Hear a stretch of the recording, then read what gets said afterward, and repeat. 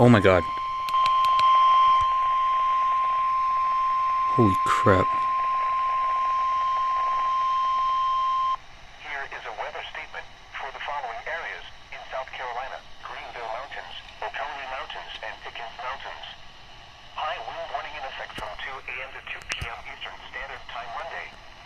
North winds 20 to 30 miles per hour with gusts up to 70 miles per hour expected across Oconee Mountains, Pickens Mountains, and Greenville Mountains counties from 2 a.m. to 2 p.m. Eastern Standard Time Monday. Oh my god. Impacts: damaging winds will blow down trees and power lines.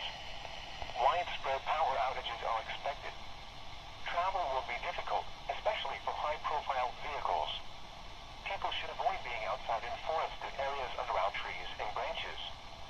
If possible, remain in the lower levels of your home during the windstorm and avoid windows. Use caution if you must drive.